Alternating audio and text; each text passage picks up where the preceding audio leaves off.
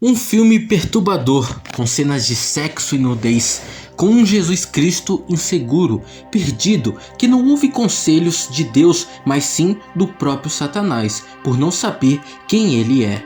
Você já imaginou como seria se Cristo não tivesse morrido na cruz para salvar a humanidade, mas sim que tivesse preferido se casar com Maria Madalena e ter filho com ela e viver uma vida normal? Esse é o tema do filme que iremos falar hoje, A Última Tentação de Cristo. Esse é um dos filmes mais polêmicos e controversos da história, e até hoje muitos cristãos consideram esse filme um filme antibíblico e até mesmo demoníaco. Martin Scorsese, você provavelmente já ouviu esse nome, afinal ele é um dos maiores diretores de todos os tempos. Scorsese foi o grande responsável por fazer o filme tema desse vídeo, e apesar de tudo, o diretor já se intitulou várias vezes católico, e apesar de não ter tido uma infância extremamente rigorosa religiosamente, ele já disse que era fascinado pelos temas religiosos desde pequeno, e que até considerou virar padre antes de ser um grande diretor de cinema. Em seus filmes, Martin Scorsese aborda temas que nenhum outro diretor tem coragem de abordar. Um dos maiores casos é no filme Ilha do Medo, mas nenhum outro trabalho deu tanta polêmica e repreensão quanto o seu trabalho A Última Tentação de Cristo. O seu maior desafio começou antes mesmo de tirar o projeto do papel. No início da sua carreira, na década de 70, enquanto gravava um dos seus primeiros filmes, Sexo Marginal, a atriz Barbara Rush, fora do set, deu um livro para ele de presente nos finais da gravação, um livro conhecido como A Última Tentação de Cristo. O diretor, depois que leu só as primeiras páginas, ficou encantado pela obra e prometeu a si mesmo que iria adaptar o livro algum dia. Isso aconteceria somente quase uma década depois. Nesse meio tempo, o diretor se tornou o diretor renomado que conhecemos hoje, e em 1983 ele decidiu adaptar o seu tão aguardado livro. Com o roteiro em mãos, o diretor tinha a ideia de fazer as filmagens em Israel e conseguiu convencer a grande Paramount Productions a financiar o filme.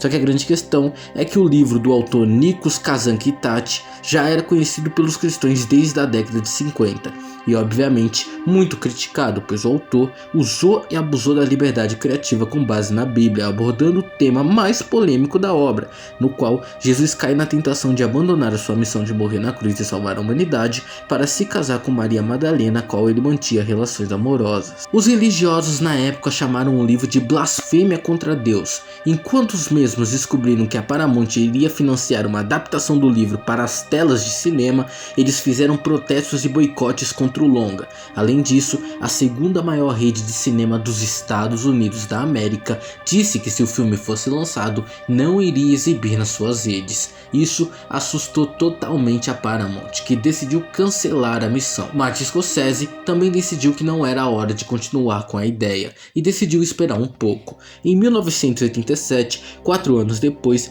Scorsese ainda não havia tirado aquela ideia da sua cabeça. Dessa vez, o diretor tinha uma ideia mais modesta: fazer um filme de baixo orçamento para os padrões hollywoodianos, com um orçamento de 7 milhões de dólares, sendo filmado no Marrocos em um período de 50 dias.